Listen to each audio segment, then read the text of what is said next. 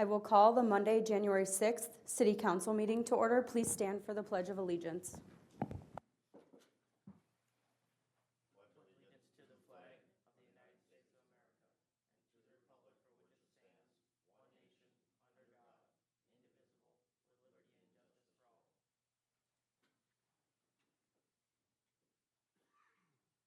The next order of business is the oath of office. I will proceed with the oath of office for interim Mayor Luke Merrill and City Council members George Heeman and Steve Lundeen.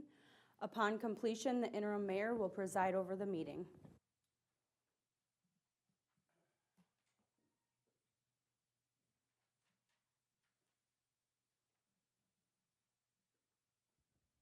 Please raise your right hand and repeat after me. I state your name. I, Luke Merrill, Do solemnly swear do solemnly swear to support the Constitution to support the Constitution of the United States, of the United States, the Constitution the Constitution of the State of Minnesota, of the State of Minnesota, and to discharge faithfully and to discharge faithfully the duties the duties of interim mayor of interim mayor of the City of Isani, of the City of Isani, Minnesota, Minnesota, to the best of my judgment to the best of my judgment and ability. and ability. So help me God. So help me God. Congratulations. Thank you.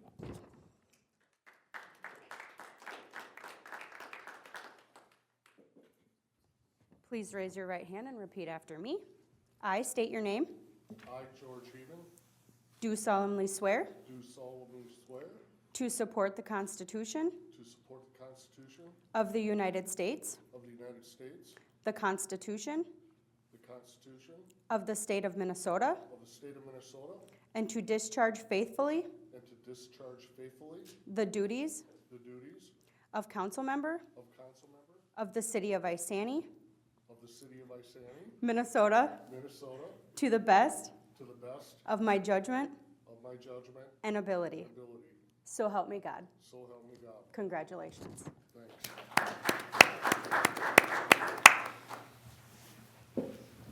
Please raise your right hand and repeat after me. I state your name. I, Steve Lundeen, Do solemnly swear do solemnly swear to support the Constitution to support the Constitution of the United States, of the United States, the Constitution the Constitution of the State of Minnesota, of the State of Minnesota, and to discharge faithfully and discharge faithfully the duties the duties of council member of council member of the City of Isani, of the City of Isani, Minnesota, Minnesota, to the best to the best of my judgment and ability. to my judgment and my ability. So help me God. So help me God. Congratulations. Thanks.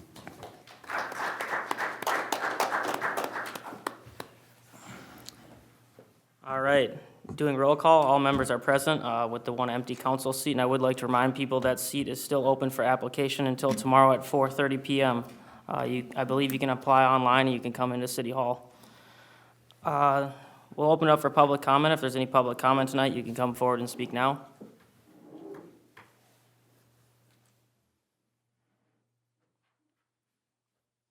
All right, we'll close the public comment.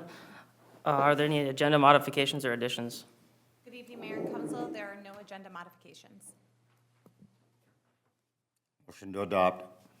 Second. Motion carries. Motion, need to vote. Oh, yeah. All in favor? Aye. Aye. Motion carries 4-0. So we have some proclamations to make tonight for exceptional city staff that have been at the city for 5 years. We would like to recognize Brandon Brown of Public Works, Brandon Doubt of Public Works, Christy Boncheck of the liquor store, Jeremy Wilfring, who is with us tonight, of the Isani PD, and Pamela Dahlheimer from the City Hall here. Jeremy, if you'd like to come forward and take a photo. Thank you for your great 5 years of service. We really appreciate you and all of our police officers here in Isani.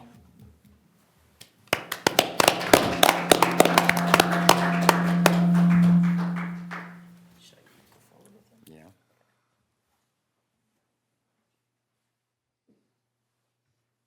Hey, we need to roast some hair.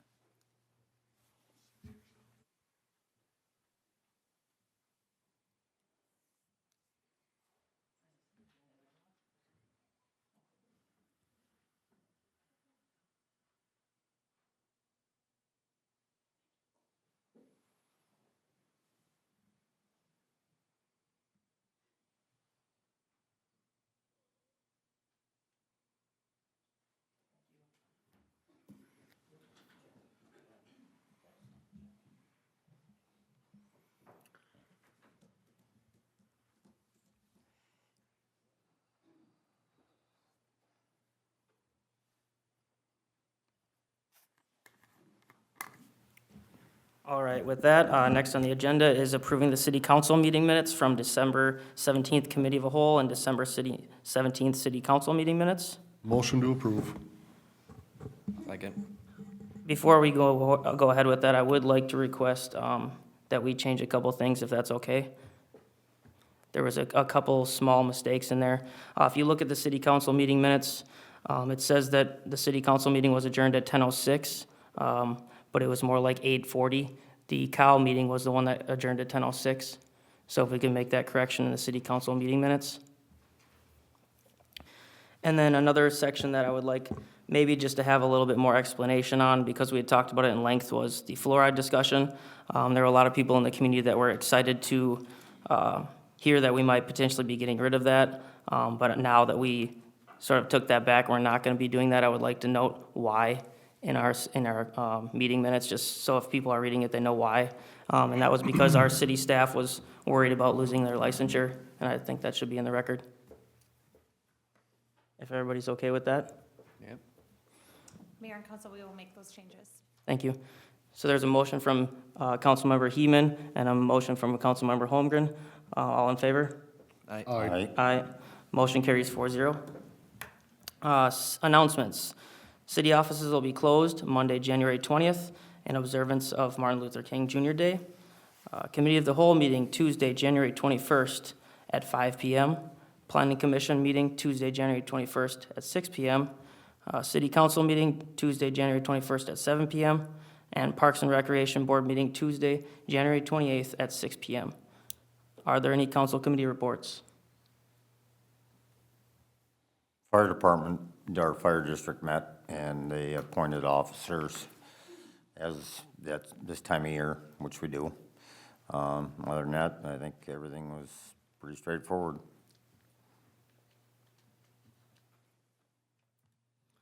All right, hearing no further council committee reports, let's go on to business item L1, resolution to consider designated committees and representatives for city commissions and advisory boards for 2025. Good evening, Mayor and council. We do have a resolution before you that would be designating the committees and representatives. We do have some open positions that I'd like to make known in case anyone in the public is interested in serving on any of these. We have a vacant position on the Park and Recreation Board, a vacant position on the Planning Commission, as well as on the Economic Development Authority Board. Thank you. So I know previously the mayor has done the Parks and Recreation Board. I cannot do that because I'm on the County Park Board and it meets the same time. So I guess that would be the biggest change that we might have to talk about. I would like to personally stay on the League of Minnesota Cities stuff for sure. I'm very passionate about that, but other than that, if anybody else wants anything specific on there. I would like to keep my Rum River BMX and community education, along with the Cambridge Iceni Bike and Walk Trail. And I cannot do the Parks and Rec Board meeting because I have fire training meeting those Tuesdays, so. I'll do the Park and Rec meeting. And when we get a new council member on board, if he's very, or she is very interested in it, I may consider having them take it.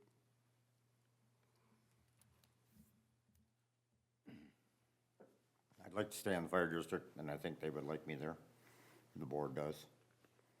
So, I mean, I don't, I think, George, if you can stay on the Park and Rec, I'd rather see you stay on that.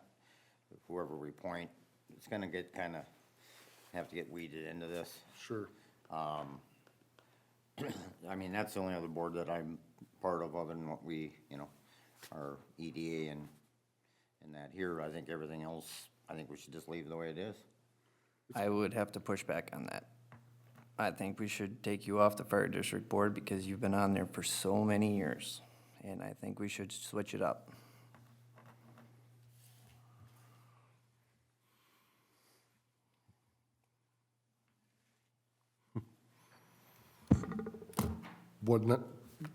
Are you offering? No, I can't, I'm a firefighter, so I'm not gonna take it, but I just think that, if we believe in term limits, you should switch up your committee members too. When is that meeting? Third Wednesday of every month, 7 PM? and it travels.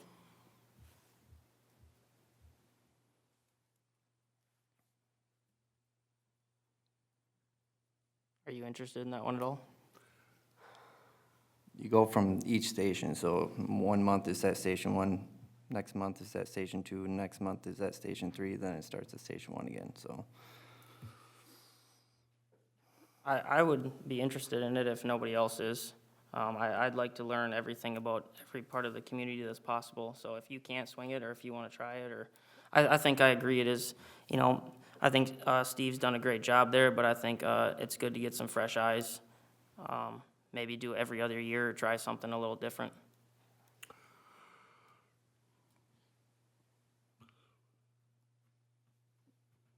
That sounds good. I didn't expect that seat to come open, so I hadn't put much thought into it at all. It would definitely very educational to be on that board. I just like to keep as much time open as I can if I'm doing Park and Rec. That's a monthly commitment too, so.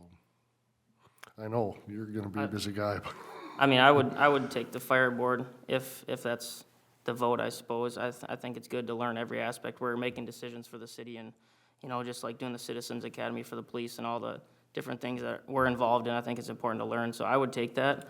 But I don't think I would be able to do the school board stuff and the Chamber of Commerce along with that and Icicle and all the other stuff. I'll do the chamber, Okay. When does the school, because I'd like to see you as the school aide. They love you there, Okay. and you do a great job reporting back. I could keep the school one. I think the school one's a little more valuable. The Chamber of Commerce one is important. You know, you reach out to your community, but I think that would be a good fit for you. It does meet in the mornings, though. So that's 11:45 Oh, to geez. 1 PM on, what is that? Is it Wednesdays? I think it's Wednesdays. Yeah. Wednesdays, like the third Wednesday of the month. I'm gonna have to pass. Yep. when is that, you said? So the third I Wednesday, didn't realize it was a midday meeting, I can't make it. 11:45 to 1. It's a luncheon, so basically, the business members come and people meet and talk. There's quite a few businesses from Isania that are in it, so, I think that's just gonna have to be one where, when we have time, we can make it to it, but I don't think that we're gonna be able to make it a monthly thing. I do always attend whenever I can, so we do have a staff person there. Okay. If I don't, I usually send someone else. you could, I mean, we could put me on there temporarily, maybe the person that's gonna be in that new council seat would be able to do it. Sure. That's fine. And the school board, if you guys think I should do that, I will do it. I do wanna get over to the Arts and Science Academy more. So, I mean, it's just. When does the Isani school board meet? School board meeting is that the third Thursday? It's Thursdays at 6:30 PM. I don't remember which Thursday it is, the third Okay, Thursday or well, something. if you can't make some of those, I can help out, maybe be Okay. an alternate to that. Okay, Or if you want to attend the Arts and Science Academy, I can attend the regular school board meeting at the same time. okay. Now, we did discuss that, and I mean, maybe since it's two different members, we did discuss if we could attend both, and you had told me just to attend one per month before, Josie. I don't know if that's something we want to tackle, doing both, or if, I was just gonna plan on rotating, but the Arts and Science Academy ones, I didn't really have a very set schedule, like the Cambridge ones. Okay. Maybe just put me on there, and then we can do alternates or whatever. Yeah, that's fine. Okay. Did you need help with the League of Minnesota Cities at all? Yes, so I'm only gonna wanna be able to do 2 of those. There will be 2 meetings. Those are the ones that Jimmy had. I believe one was improving service delivery, and I don't remember what the other one was. Fiscal futures, I believe. Fiscal futures. So the improving service deliveries, is mostly like about utilities and police and, you know, local services that we have. As far as I know, I haven't been to those. And then fiscal futures is just, I'm sure, money planning. Those are online, or you can meet in person. I can do that. I can take Okay. the other two. Okay. And they are during the day. Yeah, I know. There are people that do it while they're driving, so. It's just a phone call, really, so, I'll just take the days off for those two meetings. okay. And those do meet, 3 times per summer, Okay. yeah. I think is it June, July, and August? I believe it's June, July, and August. You'll like those. Steve, are there any others that you would like on that list? So that's why I said I'd just as soon stay on there. The board wants me there. I'm actually chair of the fire district. So if I leave, they're gonna have to put somebody else in that position, so. that's the I way think it's gonna I think Luke can run a meeting. work. They're gonna have to vote on who I they're gonna know. put on there. They would have to vote on that no matter what, though. I don't want anybody to feel railroaded. Last year when you had brought that up, I thought it was maybe a good idea at the time. It's like, well, some change out where we believe in term limits up here. And it's been quite a while, since that has changed. So fresh eyes are always good, but I don't want, Steve, I don't want you to feel railroaded or anything. I would be feel railroaded if you take me off it, because there's nothing else that I'm gonna do. I'm not taking off of work to go to any of these meetings. I'm sorry. I understand firm with somebody new. So that's just my opinion. George, how do you feel about the fire district stuff?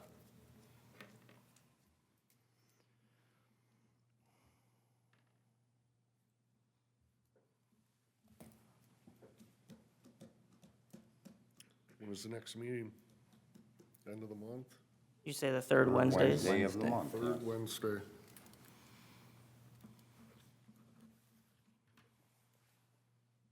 And we can, correct me if I'm wrong, Josie, but we can sort of work with these a little bit over the next coming months, correct?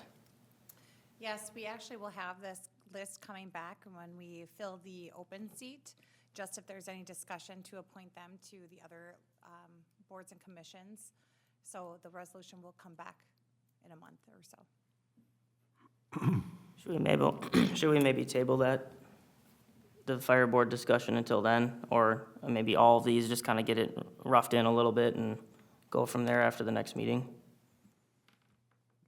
I'm just gonna be firm in my viewpoint, but if you wanna rough them in, and if that's the majority, that's fine.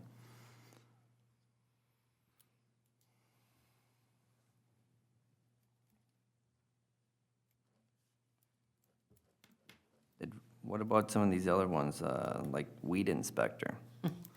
What, The weed That's inspector, automatically mayor. there isn't a whole lot that position does. However, that is by statute identified as the mayor. So the mayor would stay with that one. However, the other ones could be open for discussion.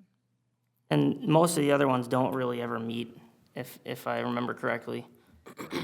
Correct. The Bike Isani County Committee, Icicle, Public Works Labor Management Committee, those for the most part have stalled. We haven't had those in a number of years, but we do keep them on the list just in case they spark back up or there's a need and it does come back, instead of having to have approval to attend those. But it's been numerous years that those have not been active. And the CI Bike Walk Trail is generally one meeting per year. I believe that's January as well. Yeah, usually it's the, I believe, the Oh, you got that? fourth Okay. Thursday in January. Yep. Okay. Also, the Cable TV Liaison, Civil Defense Director, those haven't had any meetings per se, just an identified person, should there be one that comes up.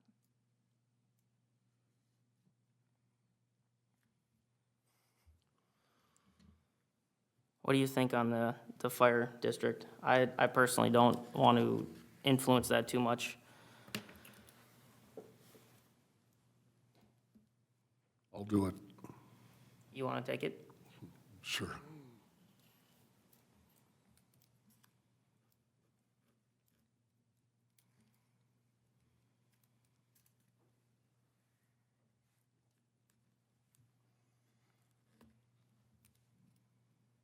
All All right, so we have, we have a few of those sorted out. I think maybe just the next meeting, we'll come back once we have a new council member, and we will finalize those, if that sounds okay with everybody. Yep. Okay, and then another item on this resolution is to appoint a mayor pro tem. So for this one, I know Councilman Heeman was the mayor pro tem last time, last year, and he ran that one meeting fine, good, I should say. And he is already cleared to sign checks. I will be missing a meeting in February, so I would suggest that we appoint Councilman Heeman to the pro tem mayor position. I'll second that. All right, so there is a motion and a second. All in favor? Aye. Aye. Aye. Opposed? Motion carries 4-0 on that.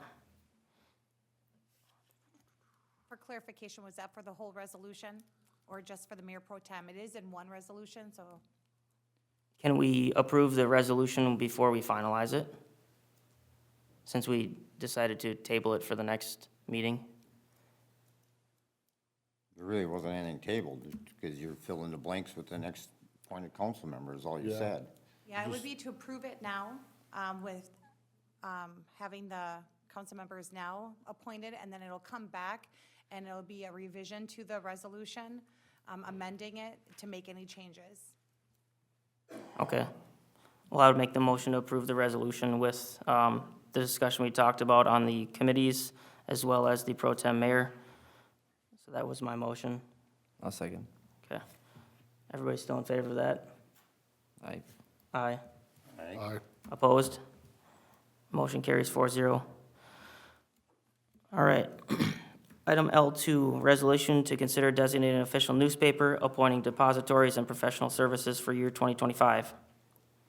Thank you, Mayor and Council. We, on an annual basis, need to appoint a designated official city newspaper, as well as some of the other items that are listed here before you. We did receive 2 bids for our advertisement. We have the County News Review.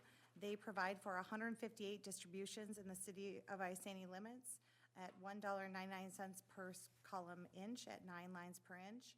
And then we have the Isanti-Chisago County Star with 1,325 distributions within the city of Isani at a cost of $1.95 per column inch, 9 lines per inch, if entered into a 1-year contract. Or they've also provided another cost at $1.85 per column inch at 9 lines per inch if entered into a 3-year contract. And they are here we have a representative, Mr. Andres, if you have any questions for them. And if we could first have discussion on our designated official newspaper, and then we'll go on through the remainder of the resolution. All right, so I'll open this up for discussion amongst council members. What are you guys' thoughts on this one? I think the Star's been doing a great job. And they have better distribution within city limits, I mean, obviously.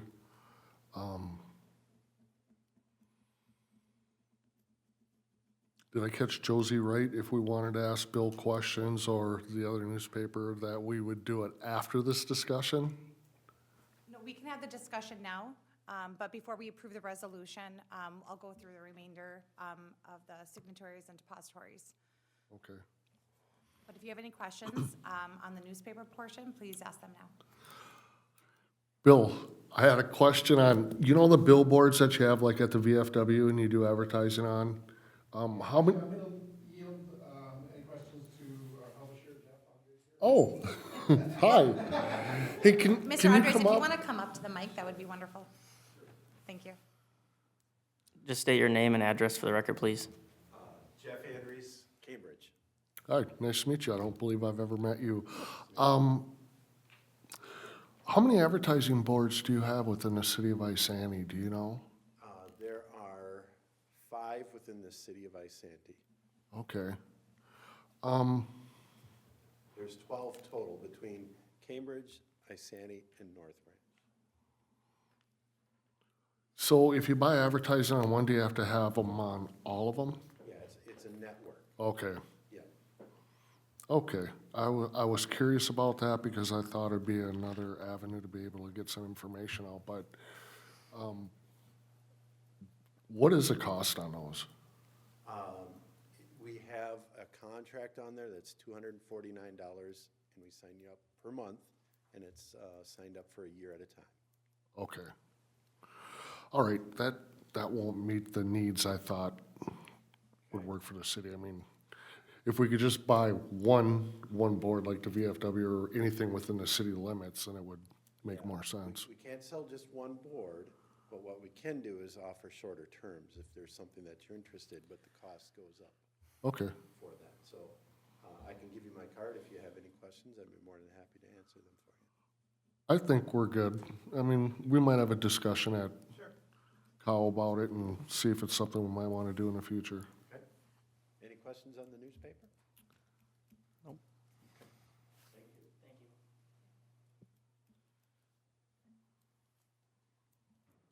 I would also prefer the Isani-Chisago County Star, again, because the distribution, 1,325 distributions versus 158, just gets to more of our residents.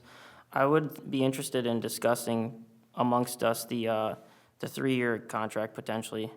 It would save us 10 cents per column inch. Josie, do you have any idea how many column inches we have in a year? Any rough guess? Or how much we spend on it? I mean, is the savings substantial at 10 cents discount per column inch for a 3-year contract? We have had a contract that's been extended with them already because we have seen value in keeping with the high distribution numbers. If there was a potential change for the other newspaper to go to having a higher distribution or maybe away from that subscription base, perhaps we would not want to enter into a longer contract. But as to the cost, I'd have to do some research before I could answer that. Now, every time we have an ordinance, a zoning change, those all need to be posted in our official newspaper, and they can add up. So there are a number of things that we are required by statute to publish. So I would say 10 cents does add up very quickly when you're publishing a number of things. So I would say there would be a value in that.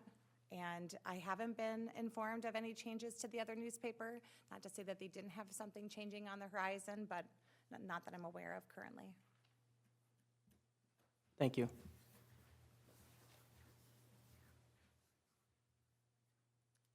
Any other discussion?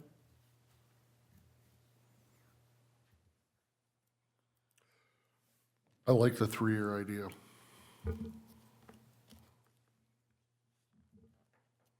I mean, prices only go up every year if they're gonna lock us into the same price for 3 years. What would be the penalty if we were to breach that contract?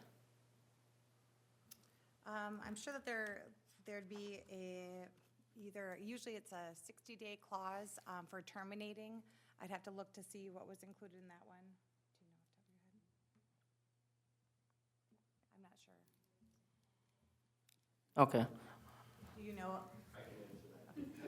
Our open rate is $11.50 a column.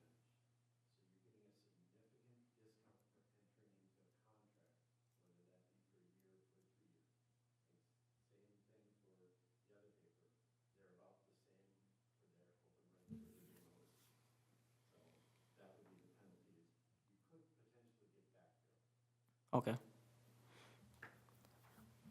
I would personally be in favor of the 3-year contract. I think the price is very fair. The distribution is pretty solid. I believe that math works out to roughly 60% of the houses in Isani. So I think that's pretty good coverage. I know I look forward to it every Thursday when it comes. So I think they do a pretty good job. So I would be in favor of the 3 years as well. I can get on board with the 3-year. Okay, I will share then the remainder of the resolution, which is appointing the depositories and also listing out our professional services for the 2025 year. For depositories, we have Falcon National Bank, RBC Wealth Management, Oppenheimer and Company Incorporated. For city attorney, we have Ratwick, Rozak, and Maloney. City engineers, Bolton and Mink. Benefit Consulting Services is NFP. Prosecuting attorney, GDO Law. Agent of record for workers' comp and property casualty insurance is Marsh McLean Agency, LLC. City auditor, Abdo. Financial advisor, Northland Securities, Inc. Bond counsel, Taft, Stetness, and Hollister. And building inspection services, Rum River Consultants. Is there any discussion on any of those?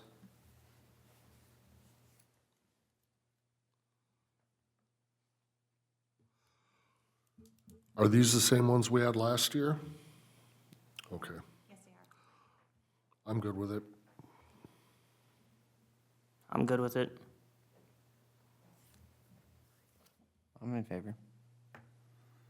Motion to accept as it was last year with, I'm assuming we used Star before, Correct. yeah? With the 3-year, I'll second the motion. All right, motion from Councilmember Lundin, second from Councilmember Holmgren. All in favor? Aye. Any opposed? Motion carries 4-0. On to the next agenda item, resolution to consider additional stop signage at Dahlin and Main Street Northeast. Mayor and Council, we had discussion at the December 17th Committee of the Whole meeting to add a possible additional stop sign at Darling and Main Street Northeast. They would need to be installed in the sidewalk and need to not obstruct any pedestrians. We brought this back for further discussion. We also have our city engineer, Jason Cook, here available for any questions. We also could address possibly parking along Main Street at the same time as Mr. Cook is also able to speak on that. So I did go out there and measure. I know we had discussed there was 70 feet between the two intersections, and I was worried about semi-trucks. I went out in there and measured, and it was less than 60 feet. So the engineering was off on that. I think that changes my opinion, or solidifies my opinion that I don't know if a stop sign would be a great solution there, although I think it has pros and cons. Another option that I had thought about and briefly discussed with Josie was potentially eliminating the sidewalk on the south side of Main Street. It doesn't go to anywhere, it dead ends. I've never seen anyone walk on that sidewalk. Maybe eliminating that and creating diagonal parking there instead. It looks like there's about a 4-foot grass median with a 4 or 5 foot sidewalk. And then there is a wider road there, so you might be able to fit, twice as many cars diagonal parked there. So I thought that might be a potential solution. But I wasn't sure what Jason had thought up or if he had any input on it. Yeah, just looking into that piece, it looks like the no parking resolution that exists is from Elam East. And so there's already allowed parallel parking on that side of the road. With the catch basin in the way and from what it looks like from our GIS parcel lines, I don't think there's enough existing right-of-way to squeeze in diagonal parking. I also am not sure if that even meets our own zoning requirements in that area, but in the end, I think that'd be quite a bit of change to maybe add a stall or two. I do like the idea of removing that sidewalk on its own. It's going to a crosswalk that's just 1 block off of a more major intersection and an uncontrolled crossing that really is just adding conflict area. But yeah, I wouldn't really recommend going to a diagonal parking. I just don't see the amount of parking going on.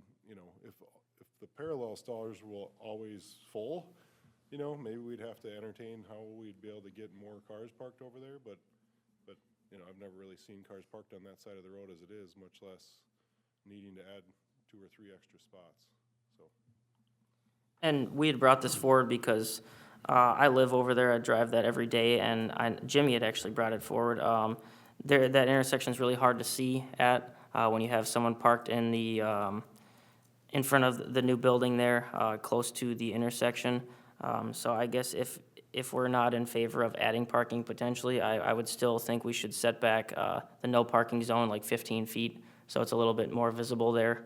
And I would concur with what Jason said on that sidewalk. I have lived there for 32 years and never seen anyone on that sidewalk. So I don't know if when it comes due, for right now it's there, and I don't know if you just leave it, but when it comes due, I don't think we should do anything with that. But I really do think that we should extend the no parking from the corner there another 15 feet or so. I think right now it's probably only roughly 10 or 15 feet, which is state code, but I don't think that's enough for the visibility and traffic on that intersection there. I think a stop sign is a good temporary solution until traffic picks up in the future. Semis right now, if they're using that zigzag, it wouldn't matter if there's a stop sign there or not. And I think it will help a lot with the car traffic. People are gonna move out of the way for the semis. And whether there's a stop sign there or not, their turn behavior isn't gonna change at all. They only have pretty much one option to make that turn. And if they're coming from the VFW up to Main Street to take a right-hand turn, which is most likely the only way they're gonna go, they're gonna be able to have a clear view of that intersection before they decide to make that turn. And they're gonna wait for people to leave the stop signs to have the room they need to do their turn. If it was a really busy intersection, I might have a second opinion on It's, that, but it's pretty busy. it is, but I don't think we'll ever see more than one or two cars max at those stop signs. No, some days you see a train of 5 or 6 people coming from Railroad or Main Street, or it's some days, especially when like Heritage was closed, that must have been an accident or something, and there was so much traffic, I couldn't even turn there. So I think there is potential for quite a bit of traffic. I do like the stop sign. I don't think there's a whole lot of cost to try it. You know, we have the stop Right. signs, we have the posts. You gotta bore a little bit of the sidewalk out a few inches, but Sure. Jason? Yeah, I guess just on that topic of that stacking distance, when there isn't a stop condition, you don't really notice how many cars there are. I thought the topic of that 60-foot gap, which was one of my concerns, would be, that's only 3 cars. And the moment you have any kind of rush hour time or whatever, you're gonna have that stacking go right across Railroad on the eastbound vehicles. And that's gonna jam up the traffic, you know, for those northbound people, because they'll literally be backed up across it. On the temporary side, it's never really a good idea to go temporary on stop signs. A changed traffic condition and a stop condition just has to get everybody used to it. Like, in this kind of situation, if there aren't like clearly added signs that are saying there's a changing condition, if the southbound Dahlin person is like, oh, it's a 4-way stop, I can go, and the east-west people are just so used to doing it, they've done it their whole lives, and they don't think there's a stop sign, that actually can increase the chance of an accident, that somebody might pull out thinking that the other person's gonna stop because there's a stop sign. But when it's a new change condition, it's riskier. Not to say that it's not, you know, in the end it'll work, you know, without an accident, but it's just something to consider. You know, those signs going in the sidewalk, I believe there's enough room, but yeah, they'd have to be anchored into the concrete and plowing would have to go around them. But I was more on that side of the stacking distance issue and the trust of people to follow the new conditions without being used to it, I guess, can end up causing an accident that's never happened at this intersection, so. Sure. Well, when I was saying temporary, I meant temporary until traffic gets way more developed at that intersection. I think in the future, we might have to, you know, redo the road. I'm not sure the name of the road, but if you're coming from 5 and using that road where the stop sign is, possibly have to go forward by those apartment buildings and then take a right-hand turn at some time, make that into a 4-way stop instead of the zigzag it is right now. But right now, there'd probably be a lot more added cost in doing that, maybe widening the road or whatever we'd need to do, or you'd have to go out there and do a study on it, I'm sure. That was my thought. I think the easiest solution is just to paint the curb an extra 15 feet and call it no parking there on the corner. It sounds like Public Works would probably prefer that sort of thing versus having to plow around a stop sign. And I think I agree now with Jason's point on people will just be used to no stop sign. So I just hate to take away the little parking that they have over there. but they have both sides of the street and the parking lot that's across the street. I thought we had an agreement with that business that they'd have, are we gonna take away parking in front of it?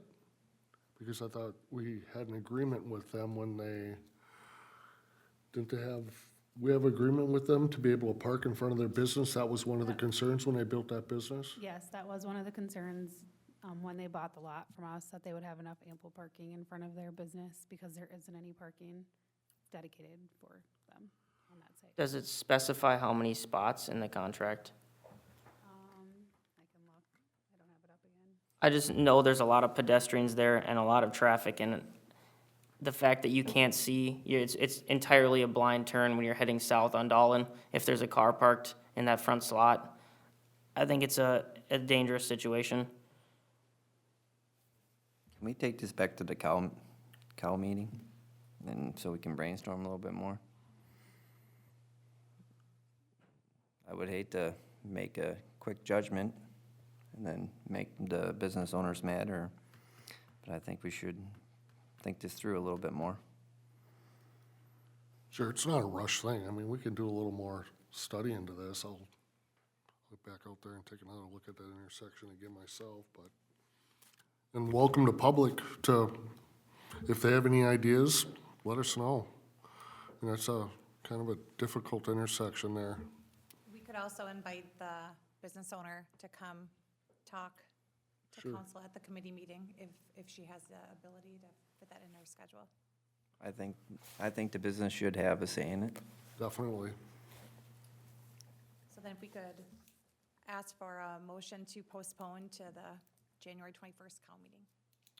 I'll make that motion to postpone to the January 21st Cal meeting. Second. All in favor? Aye. Aye. Opposed? Motion carries 4-0. Okay. So we are on L4, ordinance to consider amending zoning code, chapter 445, section 7, business districts to permit facilities for automotive wrapping, decals, detailing, and tinting. Good evening, Mayor and Council.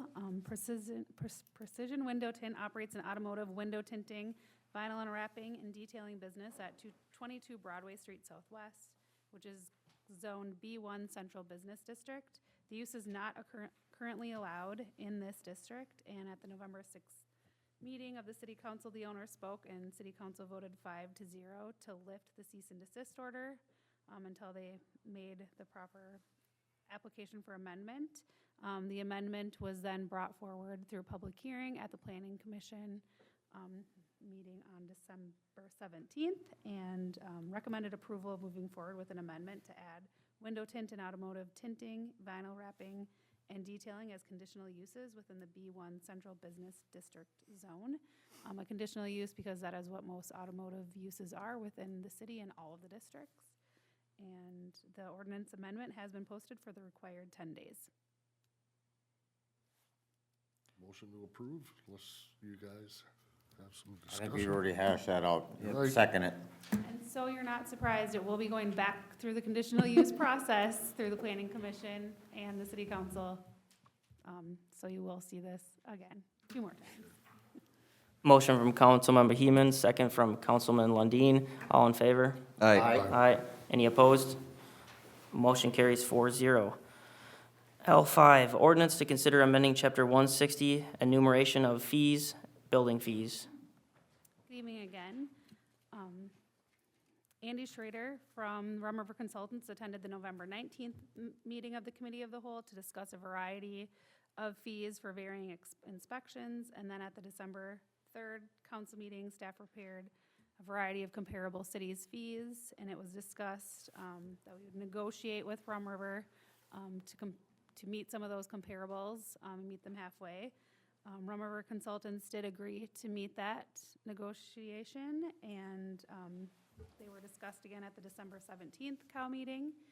And all of the updated, or changes have been updated for what was discussed at that meeting, and they have been posted for 10 days.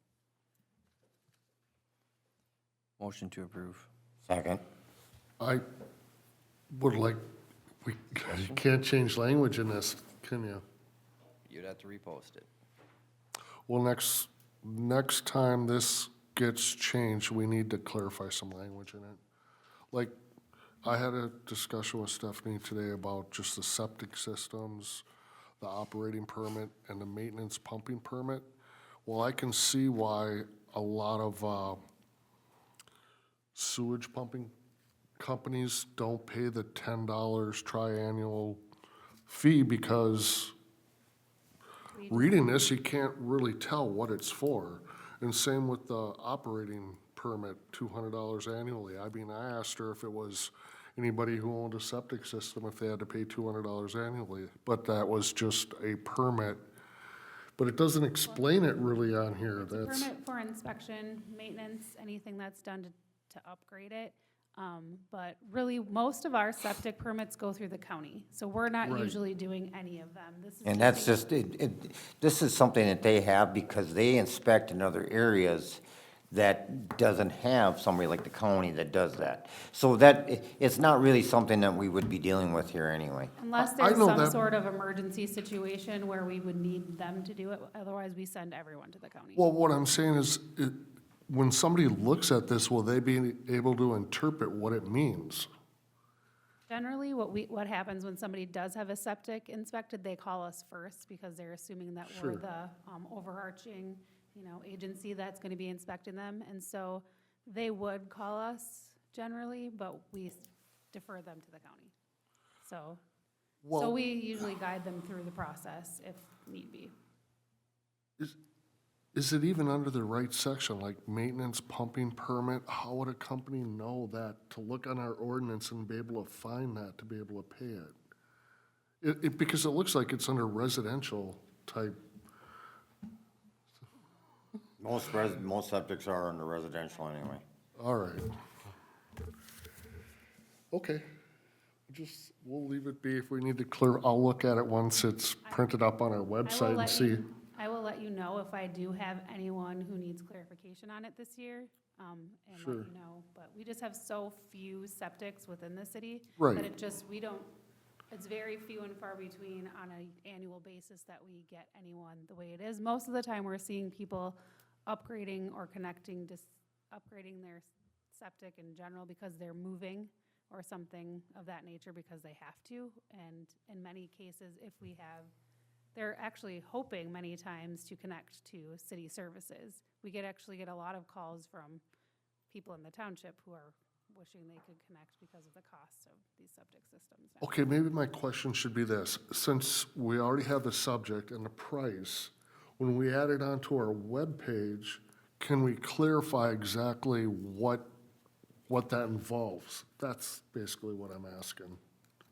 We could clarify that on the building permit webpage with an asterisk and just say for septics, the county, I think we do have it already on there that the county is our main servicer for the Okay. septics, but I can clarify for those two items under that section.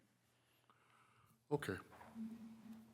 I would like to say on this that I'm happy that we worked hard and negotiate. All of us played a part in that, and Andy at Rum River was very helpful. I know they'd helped us with a lot of the language and a lot of things, and I think they do a good job. I'm happy that we were able to come to a middle ground for fair pricing for our residents.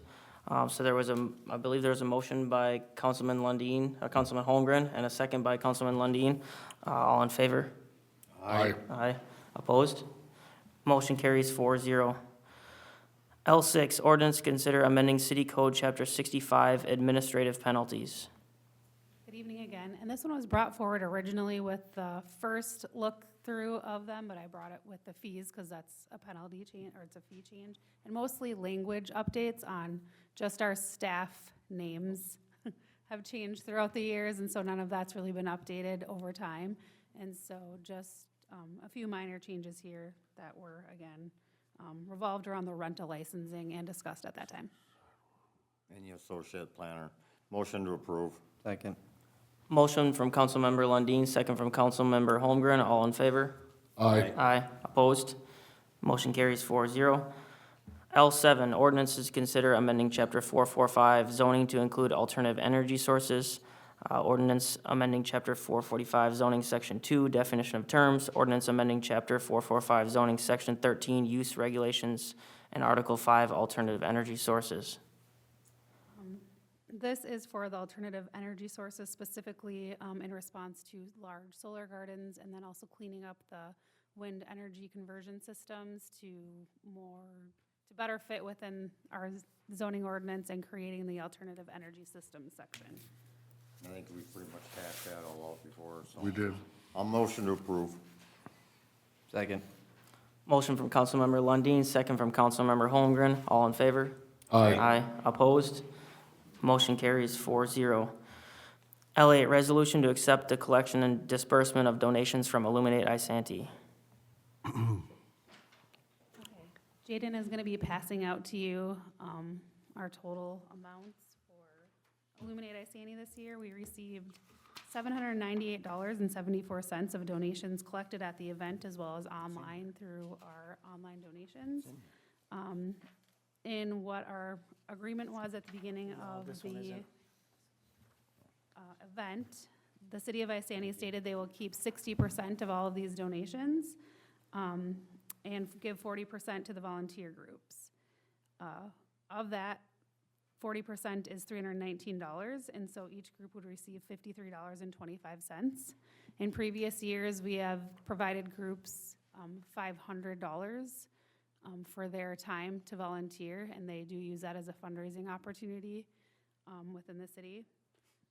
Because of the much lower amount we received in donations than what, we didn't know what to expect, obviously, so we didn't know, and we would like you to consider potentially including some of the cash sponsorship donations, because we're nervous that we won't get any volunteers.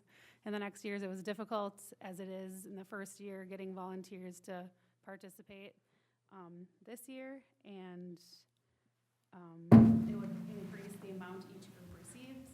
And so the total of financial contributions from sponsor donations was $9,000.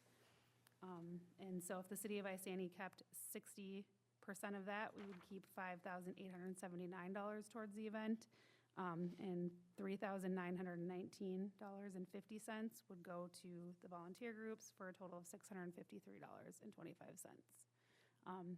We just thought we would throw this out there. If you have other ideas, we're open to negotiations, but we just really feel like we had sponsors donate, or our volunteers donate a lot of time, hoping to get more donations that stay within our communities locally, and really don't want to miss out on having no opportunities for volunteers next year, because time is so limited, and a lot of these people are in many organizations volunteering around the community. This is the way it is now. So it's not only here, it's for other organizations volunteering at other events as well.